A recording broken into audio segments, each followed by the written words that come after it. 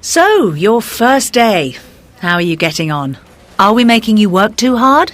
No, everything's fine. The first day is always the worst. OK. If you're my new PA, you have to know what I do, right? Yes, of course. Well, I always get to the office at 8. It's nice and quiet then. Is that a problem for you? No problem. What should I do first? Please always check my email and letters first. Mm-hmm. We usually have a short meeting at about 9 o'clock. 9 o'clock. OK. Is that every day? If I'm in the office, that is. I'm always here on Mondays and Fridays. We plan my day, arrange my appointments and organise my visits. So, you usually visit the clients on Tuesdays, Wednesdays and Thursdays? That's right. I like to have my meetings with clients in the mornings if possible. They never visit me. I always have to go to them. Oh, I'm not here until 9 on Wednesdays. Do you have a meeting then? No, I go to the gym every Wednesday at 7 in the morning and I get here around 9. I see. Do you have any weekly or monthly meetings here? Yes, we have a planning meeting every Friday morning. Then we have the big sales meeting on the second Monday of each month.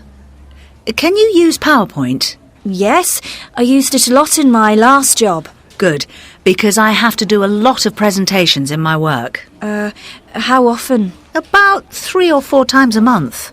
Do you often go abroad? Not very often. I go to Paris 3 or 4 times a year. We have a big client there. I probably go abroad 6 or 7 times a year, usually for conferences, but never for very long. You arrange all the tickets and reservations. And when I'm out of the office, you supervise things for me. The office closes at 6, is that right? Yeah, but I'm flexible about that. We sometimes work later, but then you can usually finish work early the next day. So, Susan, how's your first day going? OK, I think. I'm working for Melissa Harris. Do you know her? Oh, Melissa, the sales manager.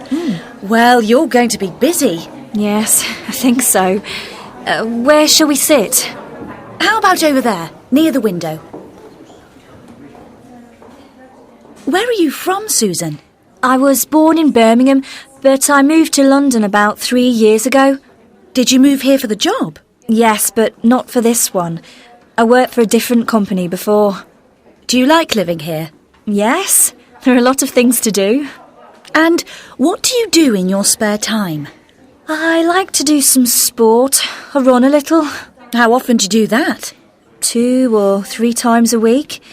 At the weekend, I like to stay home and relax. Do you visit your family often?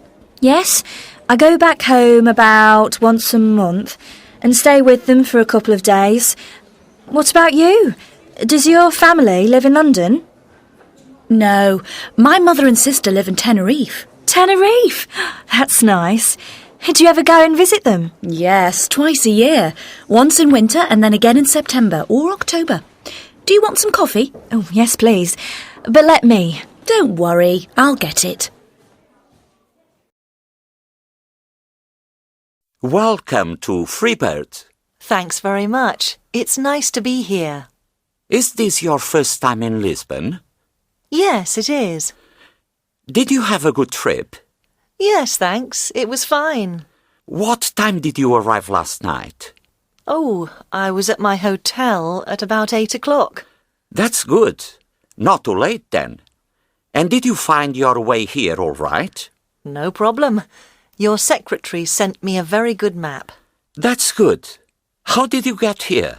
By car? Yes, I rented a car at the airport. Where are you staying? At the Continental Hotel. And is it comfortable enough for you? Yes, thanks. It's very comfortable. I'm pleased to hear that. So how long are you here for? Just 3 days. And will you have time to look around Lisbon while you're here? Yes, I hope so. Well, I'm sure we can arrange something. Would you like something to drink before we start? Yes, please. A coffee would be nice. How do you like it? Black, please. No sugar. Okay, I'll fix that for you. Now, did you get the program I sent you? Yes, I did, thanks. And would you like to make any changes? No, everything seems fine. Oh, good. So perhaps we can get started. This pie chart gives you the breakdown of Lenovo's sales worldwide. Can everybody see that okay? As you can see, 27.6% of sales are in the Americas, but notice that China represents 37.5% of worldwide sales. This graph shows the change in market share in the last 2 or 3 years. As you can see, in 2006, Lenovo's market share was 35.8%.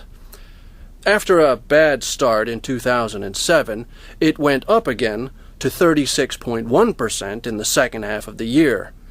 It went down again at the end of the year, but rose again in 2008. However, the important thing here is that Lenovo is still the market leader in China, with about a third of all PC sales. This diagram summarizes the company's main operations. So, sales are based in Beijing, where there are also facilities for manufacturing, research and development, and after-sales. But note that the company has operations in many different cities. There are R&D centers in 5 different cities and production units in the same number of locations. Our call center operates 24 hours a day, and we have more than 3,000 technical support engineers to deal with customer problems.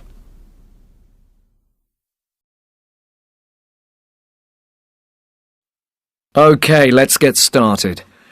You know that we need to discuss negotiation strategies with one of our medical equipment suppliers today.